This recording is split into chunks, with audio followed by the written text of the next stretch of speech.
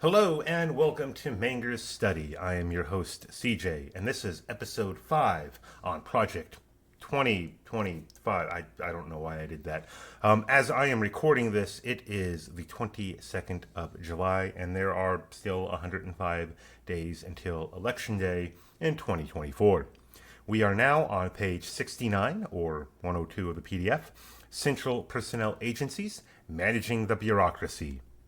We are reminded that personnel is policy and that the president is in charge of hiring and firing in the executive branch. The major personnel agencies in the executive are the OPM, the Office of Personnel Management, the MSPB, the Merit Systems Protection Board, the FLRA, the Federal Labor Relations Authority, and the OSC, or the Office of Special Counsel.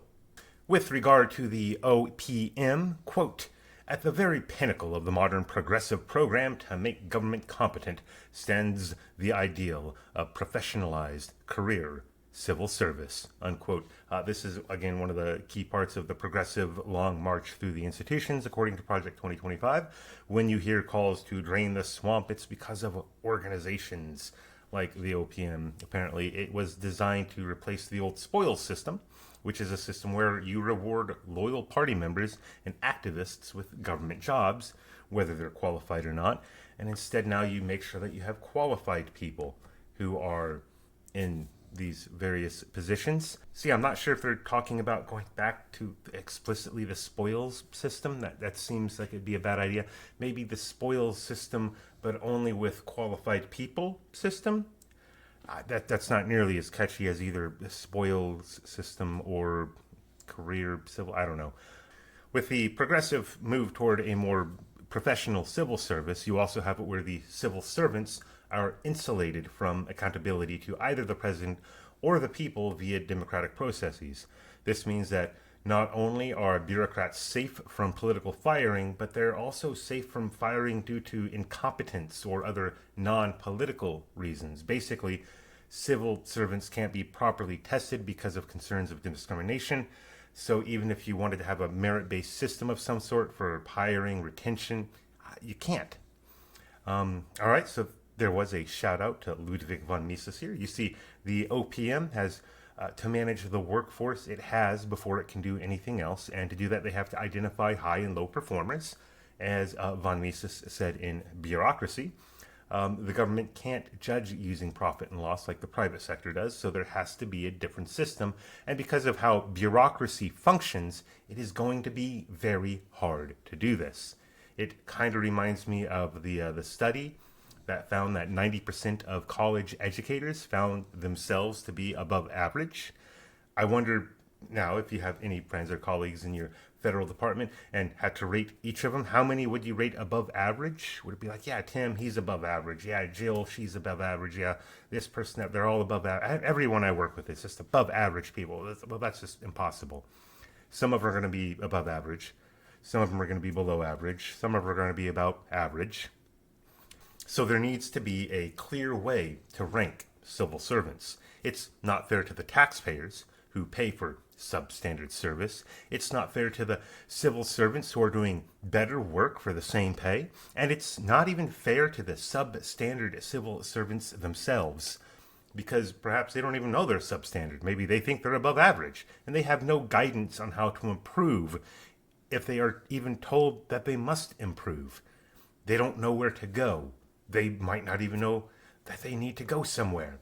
Project 2025 recommends reintroducing merit pay, reforming the appeals process to make it easier to fire bad civil servants, ensuring that pay and benefits are rational, whatever that might mean for them, making the pay and benefits of civil servants more similar to those in similar positions in the private sector, and reforming the overly generous, compared to the private sector, retirement benefits. What is needed at the beginning of the administration, says Project 2025, is a freeze on hiring, and then to make performance the top priority in retention during layoffs. There was something in there about how, performance would be like the last thing that people would consider when doing layoffs. At the top, you have things like tenure. How long have you been working there? People who've been working there the longest are going to be the last ones that get laid off. And from a certain point of view, that does seem kind of fair, but from another certain point of view, if you suck and you've been here for 20 years, we should be able to fire you and keep the guy who's great but has only been here for 10 years.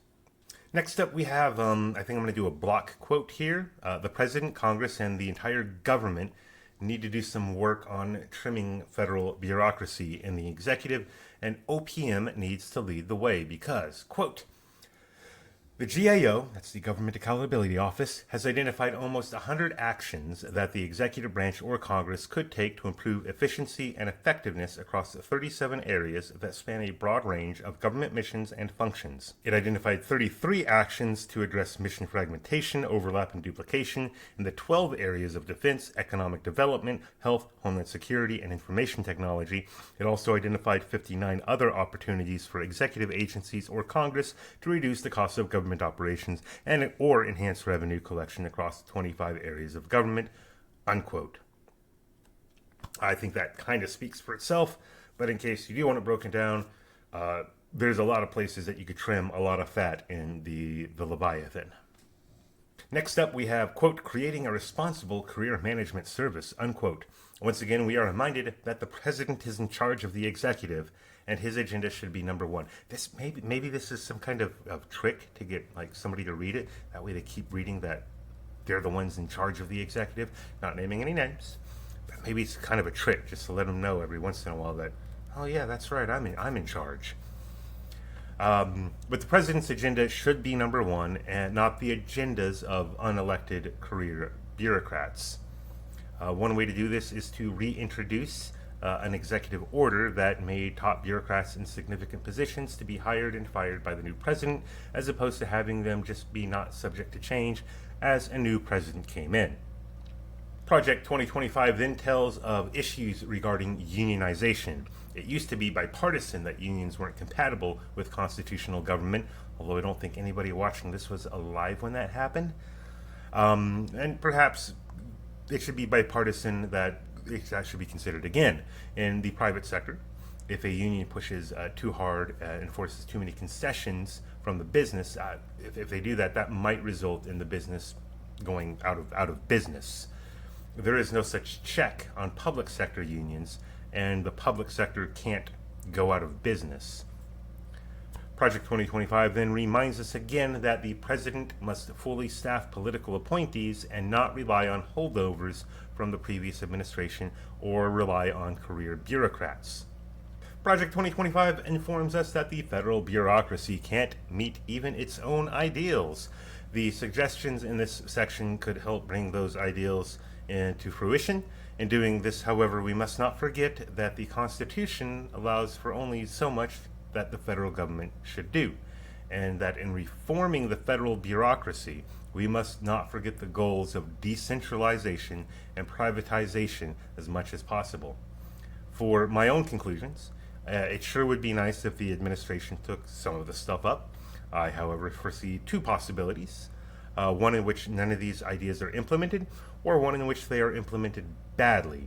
In the former case, any federal employee who is fired or is told that they will be fired is going to sue. It's going to create a backlog, it's going to back up the courts, it's going to hold up any kind of administration.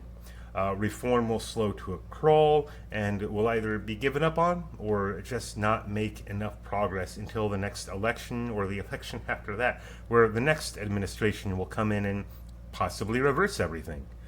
And this is even imagining that the Trump presidency gets around to actually making anything like this, anything near a priority or even something that they care about. On the other hand, imagining that they do get some of this stuff done, I would be willing to bet that they would do it in the worst possible way, which will be about as bad or worse than my former prediction.